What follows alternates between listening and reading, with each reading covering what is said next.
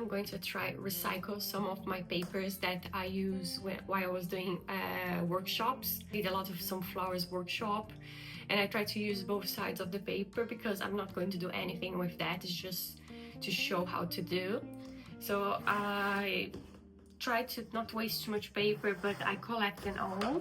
So I have everything here, and I'm going to try to use this paper to make a new paper. I never did this before. I just thought it's a nice thing to do, especially because I use so much paper and it's basically waste now with my workshops. So it's really nice to try to reuse the paper, and if I cannot use in my new collection about climate change, that would be perfect for that. Maybe I can use in my workshops again. So I'm not sure how it's going to work out, if not, but I'm going to try. There's a lot of paper here. I will need to cut them to make very small and soak. This one is funny. I was trying to do something to put in my bathroom, so I tried to do like a toilet seat with the plants, but yeah, I didn't like it and it was totally horrible. Let's make this a small piece and then soak in water. You can use scissors or just your hands. The important thing is to make these small pieces. Once you have all these small pieces, you can put in a big container. Then you can fill it with water, normal water.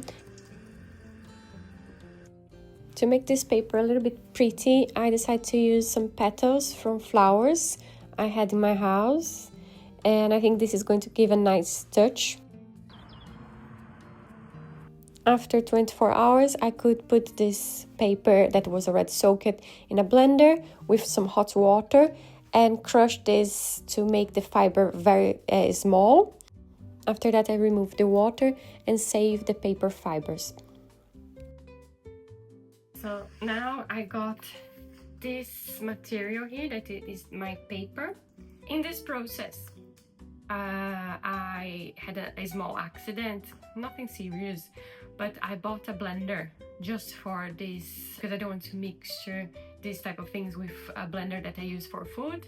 So the first one I got, I went to like any shop around here and I bought the cheapest one, and it was horrible. So the blender kind of exploded, and I put hot water to try to break these fibers very well. So I got a little burn here because it went to everywhere, the hot waters, especially here in my hand.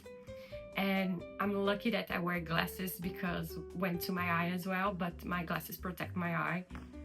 It was a nightmare, so I ended up going to another shop and buying a better one.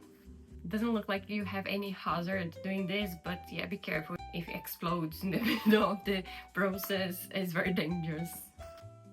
Now I can add the paper fiber into the container with water and try to mix well. I also add the petals I collect before and mix well again.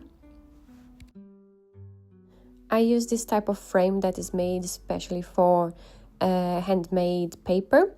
And this will remove all the water and keep just the fiber of the paper. After that, I put the paper on a fabric and I use this sponge to remove the excess of water.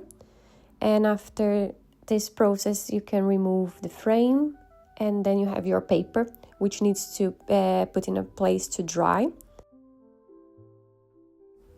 After 24 hours, this small paper I made was already dry, so I could remove it from the fabric and check the material, how it was.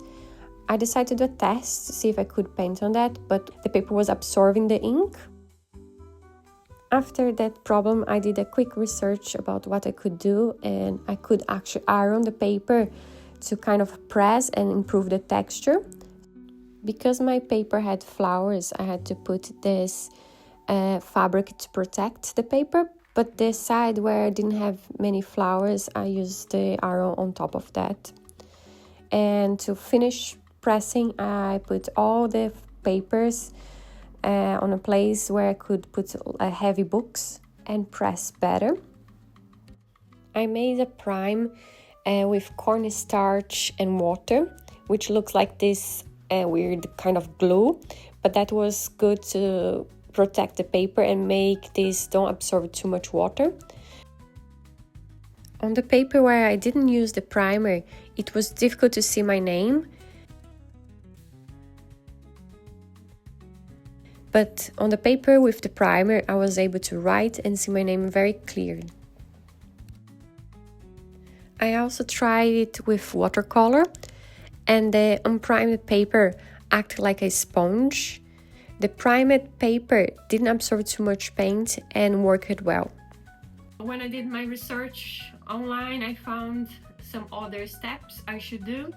So with this other paper here, I use the iron to kind of press the paper and make less sponge. But the secret was that mixture I did. Well, I didn't even show how I did the mixture, but I used cornstarch with water and boil that for a while, so until I get this kind of texture here. It's like, it's really weird, and I don't imagine that this is going to be like your prime, something to use on the paper to help the paper to not absorb too much water when you're using watercolor. And this helps as well with the pencil, so I didn't imagine that this was going to work, but I'm so glad that it worked. And so I did the test comparing both papers, and the result here is well better than this one. Even to use the eraser on the paper is well better, less damage as well. Probably can do this with the other papers, and hopefully I'll be able to use this paper for my paintings and for my new collection about climate change.